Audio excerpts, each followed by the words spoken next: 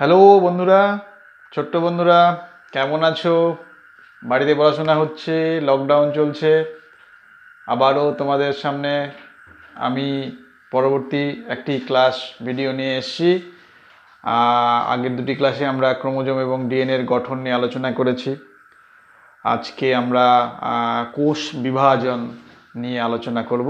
তার আগে বলি যে তোমাদের এই আগের দুটি ভিডিওতে তোমাদের যে রেসপন্সটা দেখেছি আমার খুব ভালো লেগেছে, এবং আমাদের যে মাধ্যমিক জীবনবিজ্ঞানের ক্লাস আমি তোমাদের নিচ্ছি আমি তো, এবং মাধ্যমিক এবং সেকেন্ডারি লেভেলের যারা জীবনবিজ্ঞান ক্লাসের এই চ্যাপ্টারগুলি যাদের প্রয়োজন তারা তোমরা দেখছো, এবং আরও ভালো লাগছে যে বাংলাদেশ থেকেও বেশ কিছু ছোট্ট বন্ধু আমাদের এই ইয়েতে যুক্ত হয়েছে, তাদের রেসপন্সও পেয়েছি, খুব ভালো লাগছে। ফলে আমাদের দেশের, ভারতবর্ষের এবং পশ্চিমবঙ্গের যারা আছো তারা তো দেখছো, এবং বাংলাদেশের সকলকে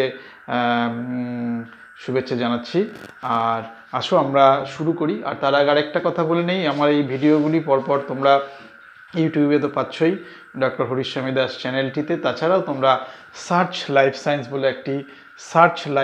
বলে একটি ফেসবুকে পেজ আছে, সেখানেও এই ভিডিওগুলি পরপর আপলোড করা থাকছে, ফলে তোমরা সেখানে দেখতে পারবে। আরেকটি কথা, আমরা এখন যে ক্লাসগুলো করছি সেগুলো মাধ্যমিক জীবনবিজ্ঞান সংক্রান্ত ক্লাস 10ম শ্রেণী নিয়ে, কারণ 2021 সালে তোমরা মাধ্যমিক পরীক্ষা দেবে।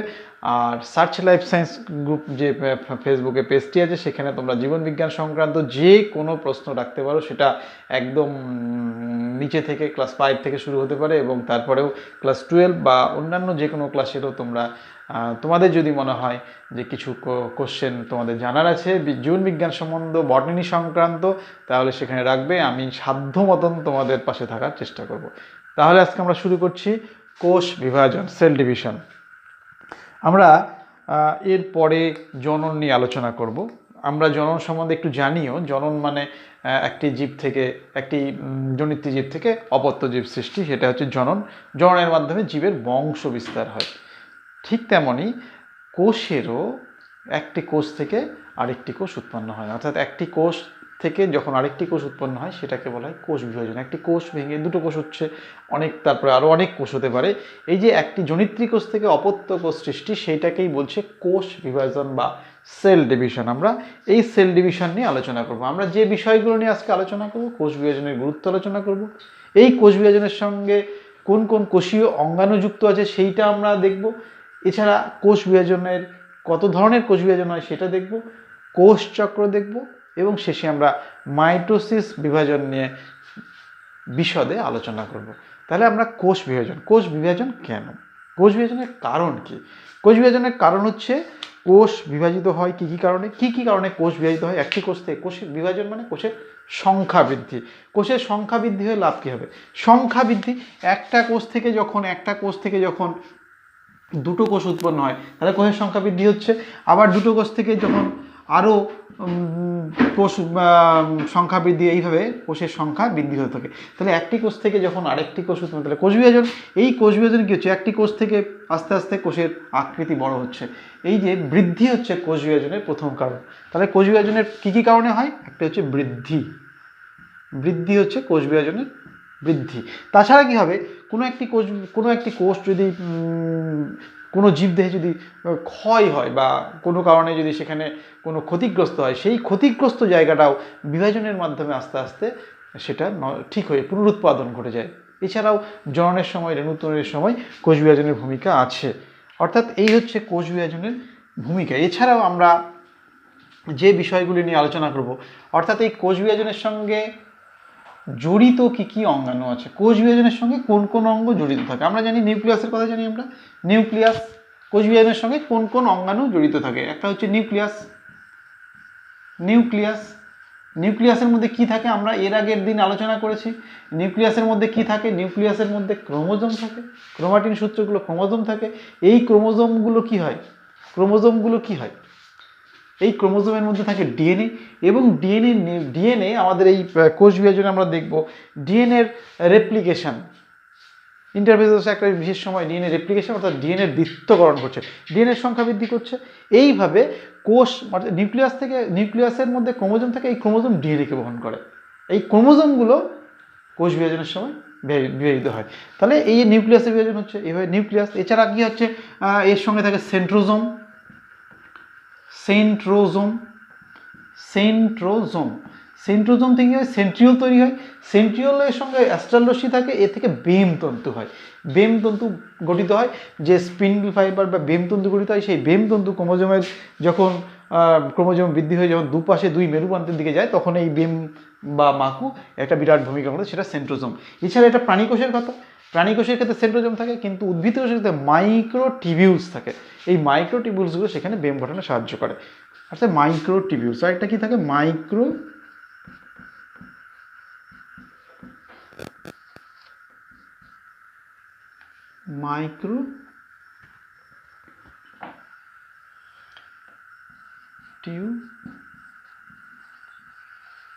মাইক্রোটিবিউলস। এছাড়া থাকছে কিছু মাইটোকন্ড্রিয়া। মাইটোকন্ড্রিয়া কি হচ্ছে, এই যে মাইটোকন্ড্রিয়া, মাইটোকন্ড্রিয়ার কাজ হচ্ছে কোষ বিভাজনের জন্য যত শক্তি, মাইটোকন্ড্রিয়াতে এটিপি উৎপন্ন হয়, এটিপি সংশ্লেষ হয়। তাহলে কোষ বিভাজনের সময় যে এনার্জি প্রয়োজন হয় সেটা মাইটোকন্ড্রিয়ার মধ্যে থাকছে, মাইটোকন্ড্রিয়া সেখানে করছে। এছাড়া থাকছে রাইবোজোম। আমরা জানি রাইবোজোম প্রোটিন সংশ্লেষ করতে সাহায্য করে। এই অঙ্গাণুগুলো হচ্ছে কোষ বিভাজনের সঙ্গে জড়িত কোষীয় অঙ্গাণু। তাহলে কোষ বিভাজনের সঙ্গে কী কী অঙ্গাণু জড়িত, নিউক্লিয়াস, তার সঙ্গে সেন্ট্রোজোম, তার সঙ্গে মাইক্রোটিবিউলস, মাইটোকন্ড্রিয়া এবং রাইবোজোম। কোষ বিভাজন কত প্রকার, কোষ বিভাজনের প্রকারভেদ। কোষ বিভাজনের প্রকারভেদ, এখানে একটা ছক করে রেখেছি, 3 ধরনের কোষ বিভাজন আছে। একটাকে বলা হয় অ্যামাইটোসিস। অ্যামাইটোসিস মানে প্রত্যক্ষ বিভাজন, প্রত্যক্ষ বিভাজন। প্রত্যক্ষ বিভাজন মানে কি, প্রত্যক্ষ বিভাজন মানে হচ্ছে নিউক্লিয়াসের যে নিউক্লিয় পর্দা আছে, সেই নিউক্লিয় পর্দা অবলুপ্ত না হয়ে এবং বেমতন্তুর গঠন ছাড়া নিউক্লিয়াস এবং সাইটোপ্লাজম সরাসরি বিভাজিত হয়, তাকে বলা হয় অ্যামাইটোসিস পদ্ধতি। অ্যামাইটোসিস পদ্ধতি কাকে বললেন, যখন নিউক্লিয়াসের নিউক্লিয় পর্দার অবলুপ্ত হবে না এবং বেমতন্তু গঠন হবে না, তাহলে ফলে কী হবে, সরাসরি নিউক্লিয়াসটি বিভাজিত হয়, তখন তাকে বলছে অ্যামাইটোসিস পদ্ধতি। অ্যামাইটোসিস পদ্ধতিতে কী হয়, অ্যাকচুয়ালি কিছু না, দেখো এরকম একটি, এটা ব্যাকটেরিয়া ইস্ট এ ধরনের এককোষী। এছাড়া কিছু এককোষী প্রাণীকোষ যেমন ইস্ট, প্যারামিসিয়াম, এইসব জায়গায়, প্যারামিসিয়ামে বা প্যারামিসিয়াম, এইসব জায়গাতে অ্যামাইটোসিস পদ্ধতি হয়। এটা কি হয়, অ্যাকচুয়ালি একটা কোষের মধ্যে নিউক্লিয়াস আছে, এইটা ম্যামাইটোসিস পদ্ধতিতে কী হয়, প্রথমে একটা ভেতরের নিউক্লিয়াসটি একটা ডাম্বেলের মতন আকার নেয়। তাহলে ভেতরের নিউক্লিয়াসটি একটি ডাম্বেলের মতন আকার নিচ্ছে। এর পরবর্তীতে কি হচ্ছে, এই যে সাইটোপ্লাজম আছে, সাইটোপ্লাজমও ডাম্বেল শেপ হয়ে গেল।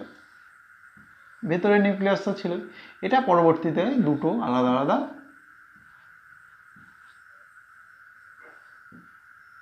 এই হচ্ছে অ্যামাইটোসিস পদ্ধতি। তাহলে অ্যামাইটোসিস পদ্ধতিতে কী হচ্ছে, প্রথমে নিউক্লিয়াস থেকে ডাম্বেল শেপ হচ্ছে, ডাম্বেলের মতন আকার নিচ্ছে, তারপরে নিউক্লিয়াসের ভেতরে সাইটোপ্লাজমটা ডাম্বেলের মতো হচ্ছে, তারপরে আস্তে আস্তে সরে। এখানে কোনো নিউক্লিয় পর্দা, যেটা নিউক্লিয় পর্দা, এই নিউক্লিয় পর্দার কোনো অবস্থাতেই বিলুপ্তি সাধন হলো না। সেই জন্য এটাকে বলছে, যেহেতু নিউক্লিয় পর্দার বিলুপ্তি সাধন হয় না এবং সরাসরি 2 বা বেশি হতে পারে কোষ উৎপন্ন হয়, সেই জন্য এটাকে বলা হয় অ্যামাইটোসিস পদ্ধতিকে বলা হয় প্রত্যক্ষ বিভাজন। বোঝা গেল, এটা প্রত্যক্ষ বিভাজন। এরপরে আমরা মাইটোসিসটা দেখব। মাইটোসিস বিভাজন কি হচ্ছে, এটা এক ধরনের বিভাজন, এটাকে বলা হয় সদৃশ বিভাজন। সদৃশ বিভাজন মানে এটাকে বলা হয় সদৃশ বিভাজন। সদৃশ বিভাজন মানে সমবিভাজন। অ্যাকচুয়ালি হয় কি, এটা হচ্ছে সমস্ত উন্নত জীবের দেহকোষের বিভাজন পদ্ধতি। সমস্ত উন্নত জীবের দেহকোষের বিভাজন, এটা হয় সমস্ত উন্নত জীবের দেহকোষের বিভাজন। কি হয়, এখানটার একটি কোষ থেকে দুটো কোষ উৎপন্ন হয়,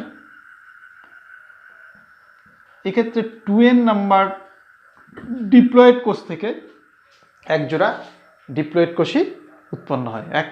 একটি কোষ থেকে এক জোড়া ডিপ্লয়েড দুটো কোষ উৎপন্ন হচ্ছে এবং দুটো ক্ষেত্রে কিন্তু ক্রোমোজোম সংখ্যা কোনো আলাদা হয় না, অর্থাৎ ক্রোমোজোম সংখ্যার পরিবর্তন হয় না। যেহেতু একটি কোষ থেকে সমসংখ্যক সমগুণসম্পন্ন এবং সম আকৃতি সম্পন্ন দুটি আলাদা কোষ উৎপন্ন হয়, সেই জন্য এটাকে বলা হয় সমবিভাজন বা সদৃশ বিভাজন। এইখানে কি হয়, ক্রোমোজোমের একটি ক্রোমোজোম থেকে দুটি সমসংখ্যক ক্রোমোজোম বিশিষ্ট, যেটা আমরা মাইটোসিস বিভাজনের ডিটেলে দেখব, সমসংখ্যক ক্রোমোজোম বিশিষ্ট সম আকৃতি সম্পন্ন এবং সমগুণ সম্পন্ন দুটি অপত্য কোষ উৎপন্ন হয়, সেই জন্য এটাকে বলা হয় মাইটোসিসকে বলা হয় সদৃশ বিভাজন বা সমবিভাজন। তাহলে এখানে ক্রোমোজোম সংখ্যা যদি ডিপ্লয়েড নাম্বার দেহকোষে থাকে এবং সেটা অপত্য কোষেও এটা জনিত্রী কোষ, এটা হচ্ছে অপত্য কোষ। তাহলে অপত্য কোষের ক্রোমোজোম সংখ্যা কিন্তু জনিত্রী কোষের মতনই সমগুণসম্পন্ন, সম আকৃতি সম্পন্ন এবং সমসংখ্যক ক্রোমোজোম বিশিষ্ট। অর্থাৎ এখানে যদি 46 থাকে এখানেও 46 হবে, এখানে যদি 44 থাকে এখানে 44ই হবে। এই হচ্ছে মাইটোসিস বিভাজন। মাইটোসিস বিভাজনে পরে আমরা জানবো মিওসিস বিভাজন। মিওসিস বিভাজনে হয় কি, এখানে যেমন প্রত্যক্ষ বিভাজন, নিউক্লিয়াসের নিউক্লিয় পর্দার অবলুপ্ত হচ্ছে না এবং বেমতন্তু গঠন হচ্ছে না, সরাসরি বিভাজিত হচ্ছে। নিউক্লিয়াস এবং সাইটোপ্লাজম সরাসরি বিভাজিত হচ্ছে। সদৃশ বিভাজনে কি হচ্ছে, নিউক্লিয়াসের বিভাজন আগে হচ্ছে, তারপরে সাইটোপ্লাজমের বিভাজন হচ্ছে, অর্থাৎ এখানে দুটো পার্ট, একটা সাইটোকাইনেসিস, একটা ক্যারিওকাইনেসিস, নিউক্লিয়াস বিভাজন, আর একটাকে বলা হয় সাইটোকাইনেসিস মানে সাইটোপ্লাজমের বিভাজন। এই দুটো ঘটনা ঘটছে, কিন্তু দুক্ষেত্রেই জনিত্রী কোষ থেকে যখন অপত্য কোষ সৃষ্টি হচ্ছে তখন ক্রোমোজোম সংখ্যা যা ছিল জনিত্রীতে অপত্য কোষে তাই হবে, ক্রোমোজোম সংখ্যা যা ছিল তাই অপত্য কোষে তাই হবে, সম আকৃতি সম্পন্ন হবে এবং সমগুণ সম্পন্ন হবে। এইটা হচ্ছে সদৃশ বিভাজন। আর মিওসিস হচ্ছে হ্রাস বিভাজন।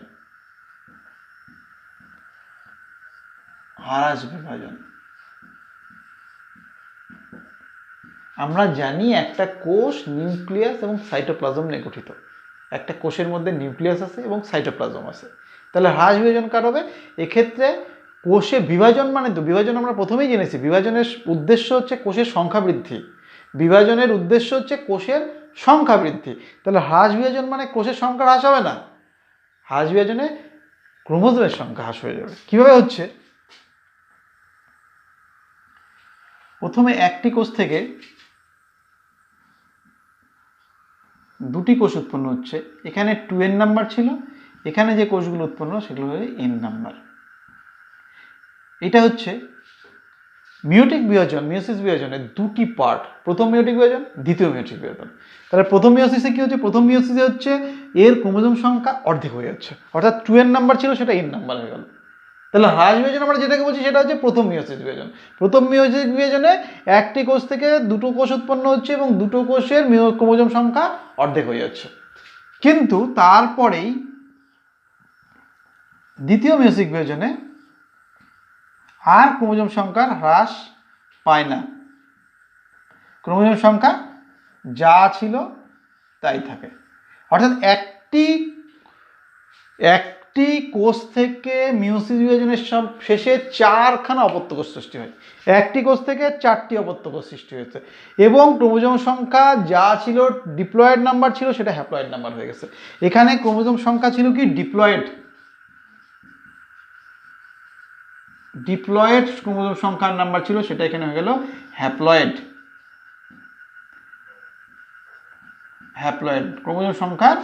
ক্রোমোজোম সংখ্যার অর্ধেক হয়ে গেল, কোষ ডাবল হয়েছে, একটি কোষ থেকে দুটো কোষ হয়েছে, দুটো কোষ থেকে দ্বিতীয় বিভাজনে 4টি কোষ হয়েছে, একটা থেকে দুটো থেকে আবার দুটো করে 4টা হয়েছে, প্রথমটায় দুটো হয়েছিল। তাহলে এই প্রথমটাকে বলছে প্রথম মিওটিক বিভাজনটাকে বলছে প্রথম মিওসিস। এটা হচ্ছে প্রথম মিওসিস, ফার্স্ট মিওটিক, প্রথম মিওসিসে হ্রাস বিভাজন হচ্ছে, এটাই হচ্ছে অ্যাকচুয়ালি হ্রাস বিভাজন। আমরা যেটা বলছি সেটা হচ্ছে হ্রাস বিভাজন। কোথায় হচ্ছে, প্রথম মিওটিক বিভাজনে। কিন্তু তারপরে এখানে সমবিভাজন হচ্ছে, অর্থাৎ দ্বিতীয় মিওসিস, যেটা এখানে দ্বিতীয় মিওসিস হচ্ছে, দ্বিতীয় মিওসিস বিভাজনে সমবিভাজন হচ্ছে। তাহলে মিওসিসটা কি হচ্ছে আমরা ডিটেলে পরে পড়বো, নেক্সট ক্লাসে আমরা মিওসিস নিয়ে আলোচনা করব। হ্রাস বিভাজন হচ্ছে এটা। হ্রাস বিভাজনটা কি হচ্ছে? হ্রাস বিভাজন, আমি আবার বলছি, কোষ বিভাজনের উদ্দেশ্য হচ্ছে কোষের সংখ্যা বৃদ্ধি। তাহলে হ্রাস বিভাজন কোষ কমে যাওয়া নয়, কোষের সংখ্যা হ্রাস পাওয়া নয়, ক্রোমোজোমের সংখ্যা। কিভাবে ক্রোমোজোমের সংখ্যা হ্রাস পাচ্ছে? যে প্রথম মিওটিক বিভাজনে ডাবল 2n নাম্বার ডিপ্লয়েড সংখ্যক কোষ থেকে n নাম্বার হ্যাপ্লয়েড সংখ্যক ক্রোমোজোম তৈরি হচ্ছে, অর্থাৎ ক্রোমোজোম সংখ্যা 2n থেকে n নাম্বার হয়ে গেল, হাফ হয়ে গেল। এইটাকে বলছে হ্রাস বিভাজন। তারপরে দ্বিতীয় মিওসিসে কি হচ্ছে? সমবিভাজন হচ্ছে, অর্থাৎ যা ছিল n নাম্বার ক্রোমোজোম ছিল n নাম্বারই থাকছে। তাহলে প্রথম মিওসিসে কি হচ্ছে? দুবার বিভাজন হচ্ছে। দুবার বিভাজন, প্রথম মিওসিসে কি হচ্ছে? হ্রাস বিভাজন হচ্ছে, দ্বিতীয় মিওসিসে কি হচ্ছে? সমবিভাজন হচ্ছে। তাহলে প্রথমে হ্রাস বিভাজন, তারপরে সমবিভাজন, এবং বিভাজনের শেষে একটি কোষ থেকে 4খানা অপত্য কোষ তৈরি হয়। অর্থাৎ একটি থেকে, এখানে কি হচ্ছে? একটি থেকে দুটো হয়, এখানে একটি থেকে দুটো বা তার বেশি হতে পারে, আর এখানে 1 থেকে 4টা ক্রোমোজোম হয়। এই হচ্ছে অ্যামাইটোসিস, মাইটোসিস এবং মিওসিসের প্রথম আলোচনাটা। ঠিক আছে, এবার মুসিম। আচ্ছা, মিওসিস বিভাজনটা হয় কোথায়? উদ্ভিদের ক্ষেত্রে রেণু মাতৃকোষে আর প্রাণীদের ক্ষেত্রে জনন মাতৃকোষে।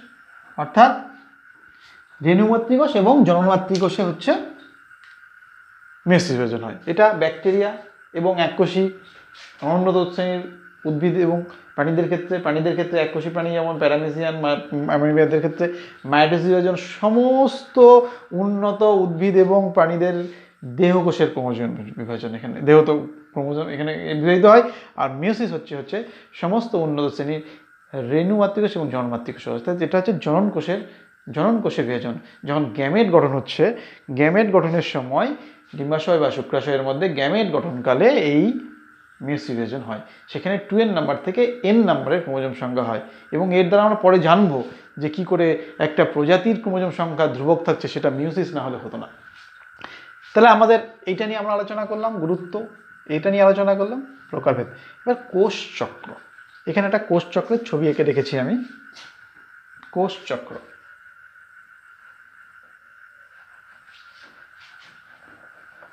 কোষ চক্র মানে হচ্ছে সেল সাইকেল। কোষ চক্র বা সেল সাইকেল, কোষ চক্র।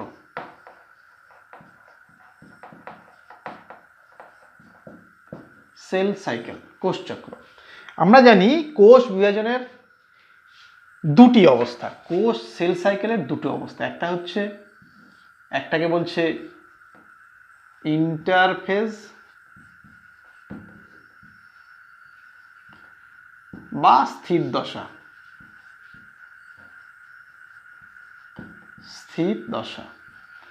আরেকটা হচ্ছে মাইটোটিক ফেজ, মাইটোটিক ফেজ বা বিভাজন দশা। এটাকে এম ফেজও বলা হয়, এটাকে আই বলা হয়। তাহলে এই সেল সাইকেল কি হচ্ছে? এখানে আমি দেখিয়েছি, এখানে দেখিয়েছি মাইটোটিক ফেজ, এইখান থেকে শুরু করে এটা হচ্ছে মাইটোটিক ফেজ, আর বাকি এই পুরোটা হচ্ছে, এখান থেকে এইটা হচ্ছে এই পুরোটা হচ্ছে ইন্টারফেজ। অর্থাৎ এর বিভাজন দশা মাইটোটিক ফেজ। মাইটোটিক ফেজ আমরা জানি একটা মাইটোসিসের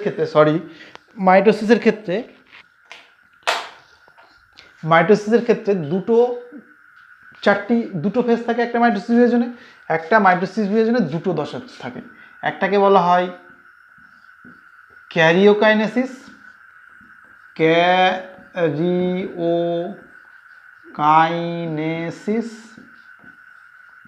আর একটাকে বলা হয়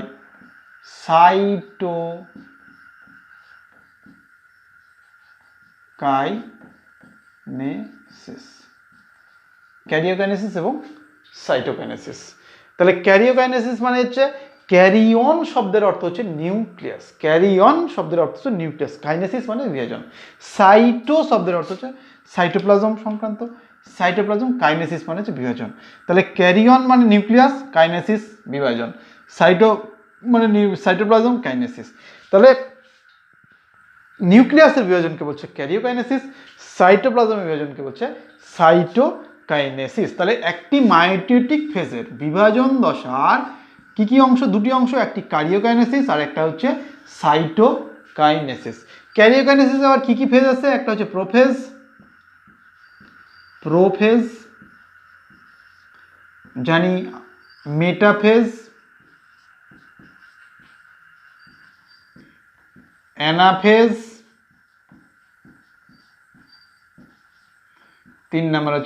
4 নাম্বার হচ্ছে টেলোফেজ। তাহলে প্রোফেজ, মেটাফেজ, অ্যানাফেজ এবং টেলোফেজ হচ্ছে ক্যারিওকাইনেসিস 4টি দশা। আর সাইটোকাইনেসিস, তারপর সাইটোকাইনেসিস। তাহলে এই যে মাইটোটিক ফেজ, এই মাইটোটিক ফেজে ক্যারিওকাইনেসিস এবং সাইটোকাইনেসিস এই দুটো মিলে হচ্ছে মাইটোটিক ফেজ বা এম দশা, এম ফেজ। প্রোফেজ মানে পি দিলাম, মেটাফেজ এম, অ্যানাফেজ এ, টেলোফেজ টি। এই 4টি হচ্ছে মাইটোটিক ফেজ এবং এর টেলোফেজের সঙ্গে সঙ্গেই সাইটোকাইনেসিস হয়ে যায়, সাইটোপ্লাজম হয়ে দুটো আলাদা আলাদা কোষ তৈরি হয়ে যায়। সাইটোপ্লাজমে প্রথমে নিউক্লিয়াসের বিভাজন হয়, তারপরে সাইটোপ্লাজমের বিভাজন হয়। নিউক্লিয়াসের বিভাজন এবং সাইটোপ্লাজমের বিভাজনের পরে বিভাজন দশাটা শেষ হয়ে গেল। অর্থাৎ যে দশা প্রোফেজ থেকে শুরু করে টেলোফেজে শেষ হচ্ছে এটা বিভাজন দশা, আর তারপরের যে ফেজটা সেটা হচ্ছে স্থির দশা বা ইন্টারফেজ দশা। স্থির দশা বা ইন্টারফেজ দশা। ইন্টারফেজ দশায় কতগুলো ফেজ আছে? G1, S, G2, এছাড়াও G0 থাকে, যদিও সেটা কোনো দশা নয়, G0 দশা। তাহলে G1 3খানা দশা, G1, S, G2, গ্যাপ 1 বা প্রথম বৃদ্ধি দশা, তারপরে S সিনথেসিস সংশ্লেষ দশা, তারপরে G2 গ্যাপ 2 বা দ্বিতীয় বৃদ্ধি দশা। এই হচ্ছে স্থির দশা।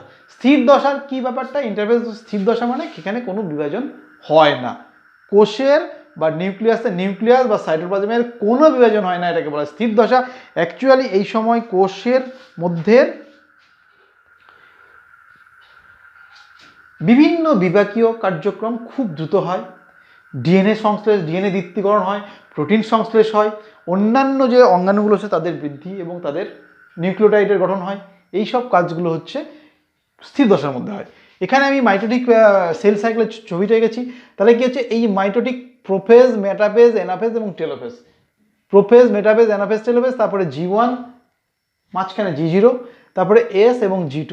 এই যে চক্রের আবর্তনটা, অর্থাৎ একটা প্রোফেজ থেকে শুরু করে G2 পর্যন্ত, এই যে প্রথমে প্রোফেজ থেকে টেলোফেজ, তারপরে আবার মাঝখানে কোনো বিভাজন ঘটছে না, এই G1, S, G2, তারপরে আবার prophase, prophase, metaphase, anaphase, telophase, তারপরে আবার ইন্টারফেজ শুরু হচ্ছে, অর্থাৎ মাইটোফিলিক দশা এবং ইন্টারফেজ দশা। এই বিভাজন দশা এবং অবিভাজন দশা, বিভাজন দশা এবং অবিভাজন দশা, এই দুটোর মধ্যেকার হচ্ছে যে আবর্তন, এটাকে বলছে এটাকে বলছে সেল সাইকেল বা কোষ চক্র। এটাকে বলছে কোষ চক্র। তাহলে সেল সাইকেল বা কোষ চক্র। এখানে কি হচ্ছে? আমি প্রোফেজের কথা, প্রোফেজ, মেটাফেজ, অ্যানাফেজ, টেলোফেজ, আমরা এটা মাইটোসিস বিভাজনের সময় বা মিওসিস বিভাজনের সময় এদের পুরোপুরি আলোচনা করব। G1 দশায় কি হচ্ছে? এখানটা বিভিন্ন আরএনএ এবং আরএনএ সংশ্লেষটা এখানে হয়।